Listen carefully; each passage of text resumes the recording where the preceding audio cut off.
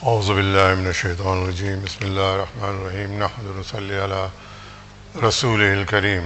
Respected ulama, brothers, the ladies upstairs, we are aware since last Jumu'ah and from the coming together on the 10th of Muharram on Wednesday evening that this is in our lunar calendar the first month of our Islamic year, and more importantly we have to give certain importance to this month, and particularly the first 10 days. That is entrenched in our belief in the Quran and the Sunnah. There are verses that give a hint to it, but more clearly a few ahadith, sayings of Rasulullah sallallahu alaihi wasallam relating to the month of Muharram. There is no clear or particular reference directly in the Quran about the 10th, but what the Holy Quran refers to is the 4 holy months, or the 4 months that are sanctified, that are special. And that comes from the Quran, from Surah Tawbah, verse 36, where it says, Bismillah ar-Rahman ar-Rahim, Inna iddata ash-shuhuri inda Allah. There is a number of months with Almighty Allah, in the sight of Allah, and there are 12 months in the book of Allah, or in the sight of Allah, or ordained by Allah. So that is now divine. It is proclaimed that for human beings, Almighty Allah has created a calendar of 12 months. That's what the Quran says, and we firmly believe in that. And then it goes on to say, يَوْمَ خَلَقَ السَّمَاوَاتِ وَالْأَرْضَ مِنْهَا أَرْبَعَةَ أَشْهُرٍ. From the day that we created the heavens and the earth, we have these 12 months, so it's right from the beginning of time. And it goes further to say, of them 4 are sacred. Arba'atun hurumun dhalika ad-dinul qayyum. That is the right religion, to accept that there are 4 special months. What these months are, we know from the Prophet sallallahu alaihi wasallam. It is Zulqa'dah, Zulhijjah, Muharram, and Rajab. Ramadan has its own speciality. These 4 months, it seems from literature, from the hadith of Rasulullah sallallahu alaihi wasallam, and from other outside Islam sources in terms of Jewish sources and so on, that these 4 months were sacred and special from the time of Ibrahim alayhi salam. There is no really an authentic hadith to support it, but the pagan Arabs, in other words, before the time of Rasulullah, these 4 months were also recognized. And the link is that it comes like a few other things that the Quraysh had, and Islam, the Quran, reaffirmed it. These 4 months that are mentioned in Surah Tawbah is a reaffirmation of what the pagans used to accept from in a historical context. But the message around these 4 months is فَلَا تَظْلِمُوا فِيهِنَّ. Wrong not yourselves therein. The message is that don't make an extra effort. You've got the holy month of Ramadan where you go all out, but don't forget that from the time of Ibrahim alayhi salam, there is another 4 months that you must give consideration to in terms of trying to be as peaceful, as make more effort in these 4 months, not to go into battle, not to oppress people, not to do wrong. Islam uses these ways to encourage us to do good and be kind to people. So this is one of those massive encouragements. And then the verse goes on to say, وَقَاتِلُوا الْمُشْرِكِينَ كَافَّةً. And when you fight, it says 4 months, try and be peaceful, but it also reaffirms the fact that when you have to fight, the mushrik means kafa, means go all out with full energy. Muslims don't do things half-heartedly, especially if it's taking on your enemy. And it mentions the mushrikeen in particular. Kama yuqatilunakum kafa. Because remember, the verse goes on to say that they will always fight you with all their energy. And today we're living in an age where you can see it. Whether it's the USA, whether it's Russia, whether it's India, whether it's France, or whether it's the UK, they are, in the true sense, a united force against the Muslims. There's no doubt about it. They play the game.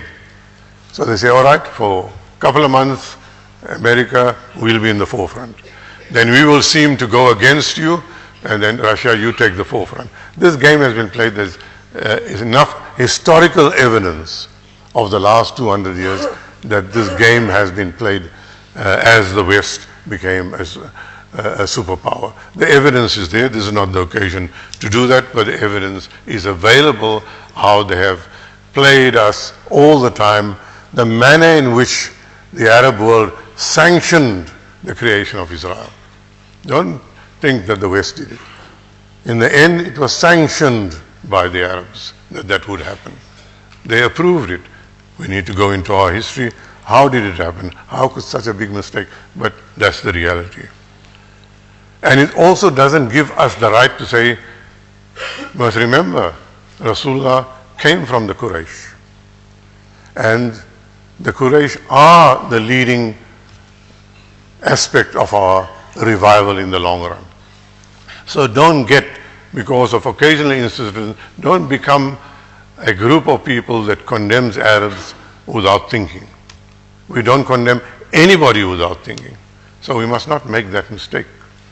Because there are other evidences that indicate very clearly, with no confusion, that the final revival will emanate around Makkah and Medina. وَاعْلَمُوا أَنَّ اللَّهَ مَعَ الْمُتَّقِينَ. In the end, Muslims keep in mind that Almighty Allah is only going to be with those who are muttaqi. It doesn't say Muslimin. It doesn't even take it to the next level of mu'minin. Almighty Allah, in order to help the ummah, want as many of us as possible to have within us taqwa. In other words, continuous 24-hour, 7 days a week, every day of the month, throughout the year, throughout your life, the desire to be as good and as pious as possible. And I say the desire because that's Almighty Allah is asking. Your intention must be that I'm going to make all the effort in my life to be as good as possible. That is the essence of taqwa. That whenever you're taking a decision, you ask yourself, am I doing something that by which I am expressing my following of the Quran and the following of the Sunnah? That's a question you ask all the time, whether you're walking on the street, whether you are doing business, whether you are at home with your wife and children, whether you are dealing with your parents, at all times you need to ask yourself, this action of mine that I've taken or I am going to be, is it in line with what is recommended within the structure of Islam? That is the essence of taqwa. Not necessarily, you may never become pious, but if that is your intention, then you are falling into the category of taqwa. And at the same time, not being hypocritical about it. Okay, I have this intention, but I'll slip up. No, you don't play games with Almighty Allah. It must be a genuine intention. And if you slip up 1,000,000 times, Almighty Allah will still forgive you, inshallah. Because Almighty is not there to take as many people into hell. That's not what He wants. He wants to take as many human beings as possible into heaven. So this verse gives us the context of the fact that the month of Muharram is special, along with Dhul Qa'dah, Dhul Hijjah, as well as the month of Rajab. So that is there. When it comes to the actual speciality of the month of Muharram, then we have to look at the life of Rasulullah sallallahu alaihi wasallam and why and what did he do to make especially the first 10 days of Muharram special, but in particular the day of the 10th of Muharram. And that happened, there are quite a few hadiths, but the one that is probably among the more authentic one is from Ibn Abbas radiallahu anhu, where he says that, where he describes that Rasulullah sallallahu alaihi wasallam arrived in Medina. It doesn't necessarily mean when he arrived from migration, more likely that when he left, migrated from Mecca and arrived there, this happened, but it could have happened in one of the other journeys. When Rasulullah sallallahu alaihi wasallam at some point arrived in Medina, he saw that there was a different kind of sanctified or more serious or more subdued atmosphere in Medina, particularly among the Jews. Because remember, at that time the Jews were not banned from the Holy Land, and there were lots of Jews living in Medina. So he asked the companions, and they said, no, this is a very special day. The 10th of Muharram is a very special day for the Jewish community, and they always, long before Islam, they've always fasted. And not just the Jews, even the pagans in Mecca used to fast in Mecca used to fast on the 10th of Muharram for different reasons. Like I said earlier, probably coming from the time of Ibrahim alayhi salam. So then Rasulullah sallallahu alaihi wasallam told the companions, but why?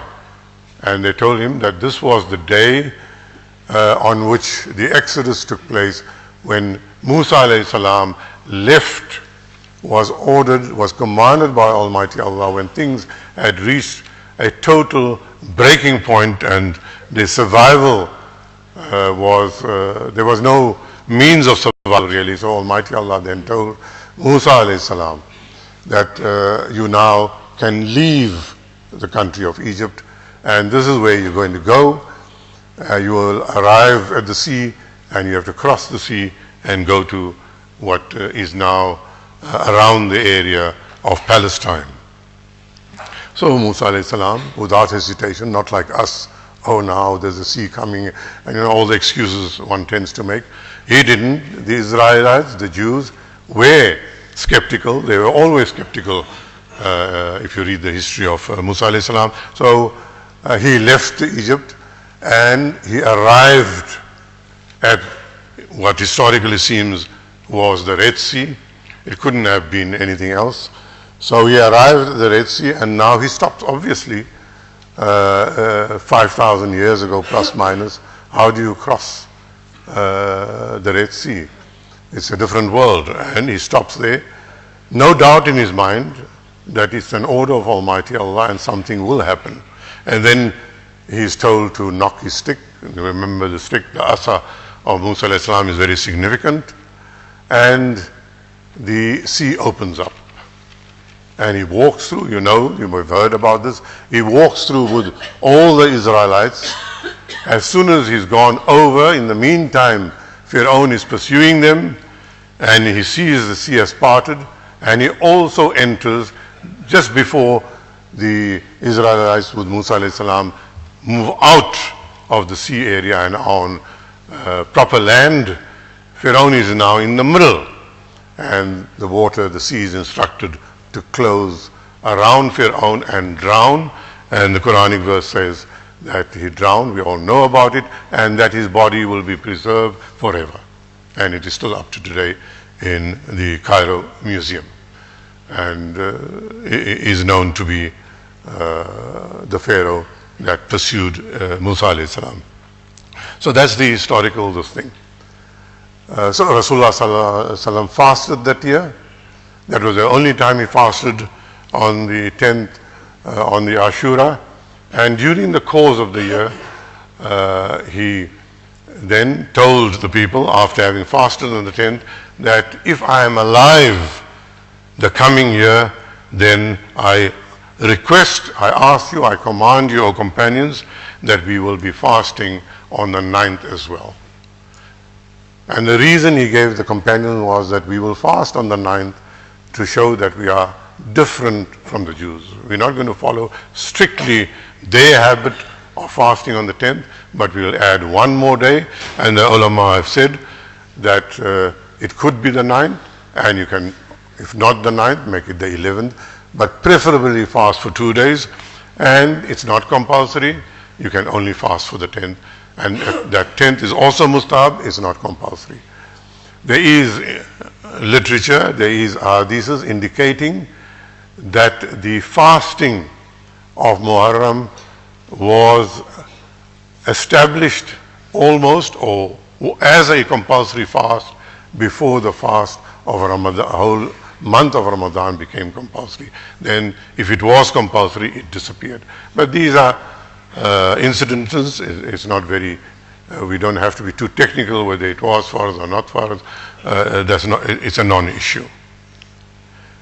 Then very briefly, I'll give you an idea of what the common belief is among the Muslims regarding things that happen on the 10th. Now, I want to make it very, very clear that there are probably about 10 or 15 such items. I'll mention some of them, but these are not based on authentic hadiths. I must be very clear about it. It could be true, it could be not true, and most likely it comes from Israeli literature, in other words, Jewish literature. And we have to be very careful not to, for historical purposes, if we read anything and find anything in Jewish literature, in Israel, which in Arabic we normally tell Israeli literature, then that is un-Islamic literature. It doesn't have to be, but for historical purposes or to understand the gist around a subject, you quote it, but don't make the mistake of thinking that this is part of our Islamic tradition or our belief. And I'll mention it out of interest, but as I said, it is not based on authentic hadith, and the one that is based, or two, I will mention which is on authentic hadith. The one that is mentioned is that it was the day when Adam alayhi salam repented from the mistake that he made of eating a fruit. The second one mentioned is that that was the day on which Nuh alayhi salam was saved by being told that he must embark on the ark, and he and whoever was following him would be saved, and the rest of the people of Nuh would drown. So there's a link with the flood. There's also a saying where it says that that was the day on which Ibrahim alayhi salam was saved from the fire. That was also the day on which Almighty Allah communicated and spoke to Musa alayhi salam, which is mentioned in the Quran, but there's no mention that it happened on the 10th of Muharram. It could have happened. It is also mentioned, we know that, from the life of Ayyub alayhi salam, that he was tested by sickness. It is said that maybe he was restored on the 10th of Muharram. It is also mentioned that Yusuf alayhi salam was reunited with his father on that day. Yunus alayhi salam was freed from the belly of the fish because he was put there similar to Adam alayhi salam because of some mistake. So he was there. And then the authentic one that comes now is that the Israelites, under the leadership of Musa alayhi salam, were saved from the destruction of the Pharaoh. That is now we know is authentic. Because the Jews were fasting on that day. So that makes it a factually correct assumption. It is also mentioned that that was the day that Dawood alayhi salam was forgiven. It was also the day, as mentioned, that the kingdom of Sulaiman alayhi salam was restored. There was some problems, it was restored. It's also mentioned that it was the day that Isa alayhi salam was raised to the heavens. And then finally, that under the signs of the Qiyamah and those things, there's mention, and that could be correct, or again, it doesn't have to be, that the day of judgment will be on the 10th of Muharram. But as I said, the totally correct one is the one of Musa alayhi salam. That is 100% authentic. The other things can be or can't be. Don't give it too much importance, but I'm mentioning it to make you aware that we are aware of these things. And we can very certainly say that it is not supported by authentic sayings of the Prophet ﷺ in any way.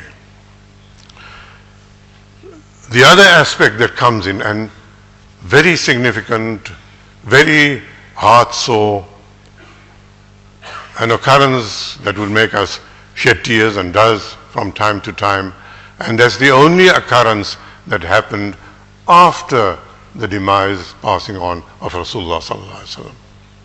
So the 10th of Muharram and the sanctity of Muharram was fully established in certain respects from the time of Ibrahim alayhi salam, and in relation to us fasting and all that, affirmed by Rasulullah sallallahu alaihi wasallam, and that's where it's supposed to end. Yes, in the month of Muharram, a huge tragedy took place around Karbala and the martyrdom of Hussein radiallahu anhu. I mean, there's no question about that. It's historically correct. It did happen. This is not the time to go into that detail and history. But Muharram is just not about Imam Hussein only. Don't get me wrong. I'm saying we're not going to ignore that. We cannot ignore it. Our heart won't allow, our iman won't allow such an important happening. So we will talk about it and we will take note of it, but in the correct contents. We are not going to make it an issue that that Muharram is only about that. It was fully established before Rasulullah sallallahu alaihi wasallam passed on. And there's no harm in going into the detail of the martyrdom, how it happened and how the whole family was martyred. Definitely it is a major reminder, and I think the fact that it happened in Muharram is in itself very, very significant. It was a month in which we shouldn't have been fighting as one of the sacred months. So that already sends alarm bells that why did it happen. But the message of Muharram, what I've spoken so far, very, very briefly, and inclusive of the martyrdom, what message does it give us? And that's what we are supposed to concentrate on. What do we learn from this? Whether those things around, and you'll notice that the things that I mentioned besides the Day of Judgment are all linked to the Anbiya. Something that happened to this Nabi or that Nabi or that Nabi, alayhimus salam. So we must take that note, that the incidents are with the Anbiya, and the incident after Rasulullah sallallahu alaihi wasallam's leaving us is related to his own family. So in other words, it's linked to Rasulullah sallallahu alaihi wasallam. So all the incidents of Muharram have a link with the Anbiya, many of them, and maybe many others that are not mentioned. So that is the one aspect of Muharram, that it is linked with the lives of the Anbiyas. And that brings us to the fact that the message of Muharram is that the Ummah, the Muslims, need to give up their lives. And in the story of all these prophets, whether they are supported with authentic hadith or not, in the lives of all the Anbiyas, there's the element of fighting against evil and corruption. And the martyrdom is definitely, in our history and in the context of the Ummah, a very major happening in the fight against evil. So you can see the link is there. So we cannot belittle the martyrdom. In fact, that is like the crown on the top of the fight against evil and oppression. A very simple message emerges, that we as Muslims must be as good as possible. We must be as good as possible. The details you must understand yourself. But we must not be only good within ourselves, because that's the easy part. But while it is easy, it's also difficult, because who decides that I am good? Who decides? You can't. Almighty Allah has to accept that you are good. So you always, like I said earlier, the essence of taqwa is you are God conscious. You want to know, am I good? Am I not good? You're questioning, you're analyzing, you're finding out, you're trying your best. So that is what being good within yourself means. But as a Muslim, you can never stop with yourself, because that is super selfish. Because you want to be good, you want to go to heaven, you're not concerned with the people around you, Muslim or non-Muslim. And that is a kind of arrogance, not acceptable in Islam. So be good in your own life. The real crux of the message is do good all the time. And now you look at the lives of all these prophets, and particularly of the martyrdom of Hussein and his fight against oppression, and then you ask, what am I doing? Have I taken one step in the context of the lessons that I learned from the Anbiya? Have I done a little bit of doing good where I bring in humanity as a whole? You cannot ignore humanity. You cannot ignore people who are sinners. In fact, our energy must be more with those that have gone off track to pull them, whether they are prisoners, whether they are whatever profession and whatever they are doing. We have a duty. Every Muslim, male and female, every adult has a duty to look after his family, to do good with them, to be good and to do good towards them and to teach them, and the ummah as a whole. It is our duty to educate our children, so we create a school. Not for their comfort, because it's our duty. And we have to create as much comfort around them so they can learn to become God conscious. Not to get the highest results in matric to become a doctor and lawyer. That's incidental. If a Muslim school, a Darulum and a madrasa doesn't make their children God conscious, then they've taught them nothing. Without God consciousness, even if they come for all their salah, Almighty will probably give us some rewards and them as well, but we're not doing the right thing. Creating God consciousness in these children is the real fight. And finally, the essence of the message, the third wing or the third leg of this message, that as the verse I quoted, that when you're fighting the mushrikeen, kaffa, wholeheartedly. Everything, your money, your wealth, your family within a certain context, everything must be given to the fight against evil. And the martyrdom in that context is very significant. And therefore you have to be united and you must cooperate. Unity must be not just a desire, there must be an active participation in creating unity. And there's a lot of give and take in unity. We have come into the mode with this ISIS and all these things that are going on. Pure Islam, my version of pure Islam, or I kill you. That is not unity. That is not Islam. There's no such thing as my version. There's only one version, and that comes from the Quran and the Sunnah based on the authentic hadiths of Rasulullah sallallahu alaihi wasallam. And we have all the information available. There's nothing hidden. The Quran is there, the meaning is there, the authentic hadiths are there in many, many books, lots of detail, the whole science of studying the narratives to find out what's authentic. So this is an exact science.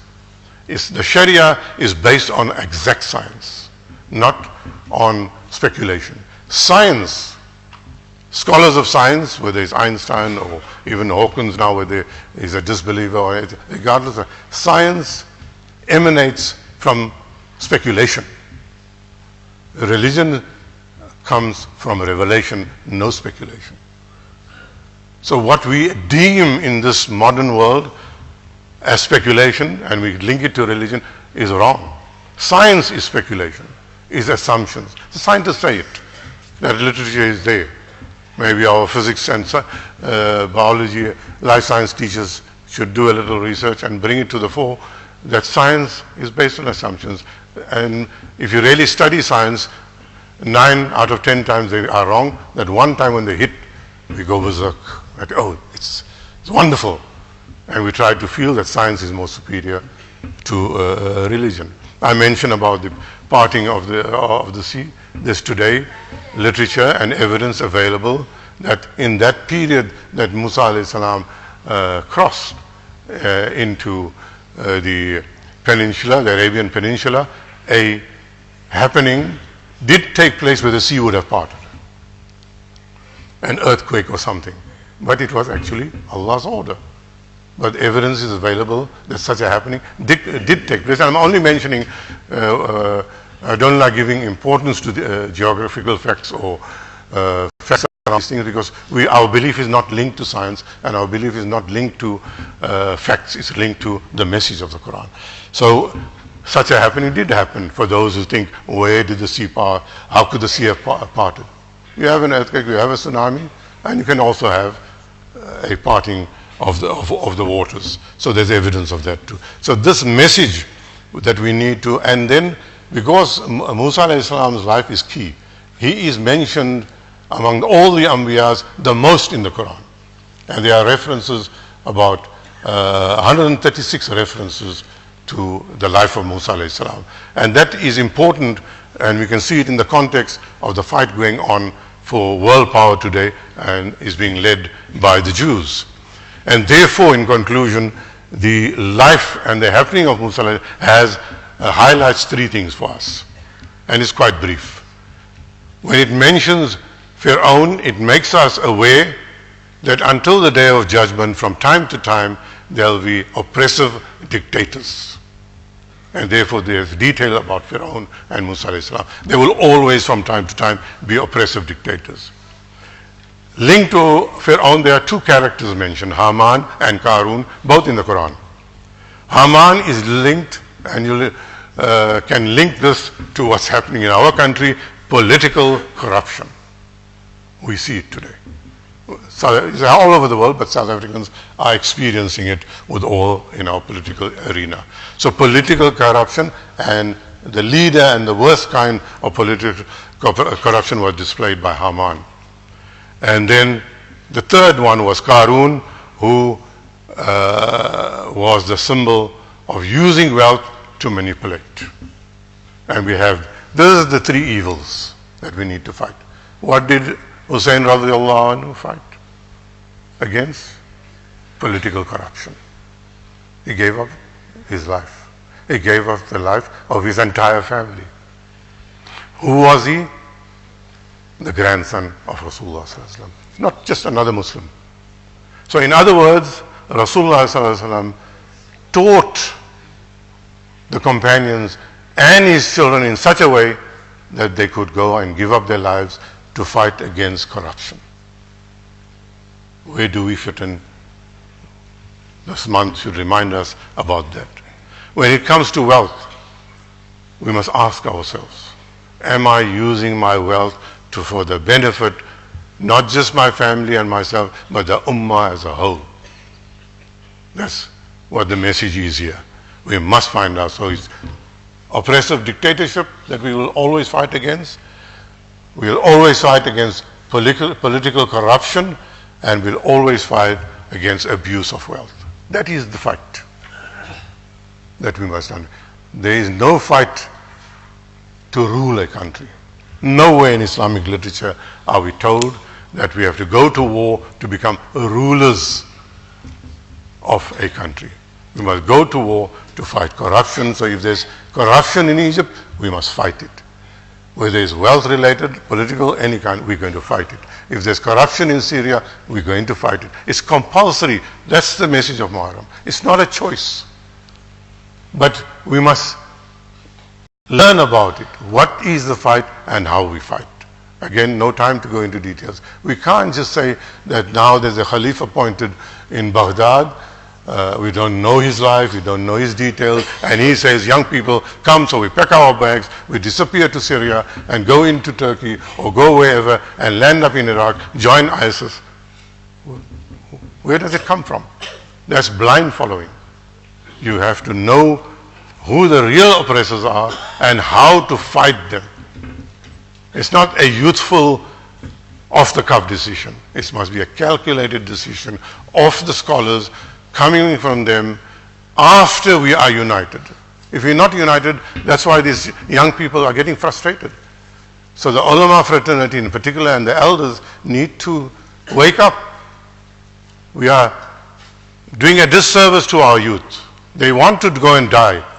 They want to follow the sunnah of Hussein radiallahu anhu, but we are not telling them how to do it. So my message today is the real message of Muharram, that is about the ability to make sacrifice, to be good, to do good, and to be united as one ummah. We have to sacrifice for it, we have to fight for it, we have to fast for it, we have to use our wealth, our physical energy and everything possible for that. Jazakumullah.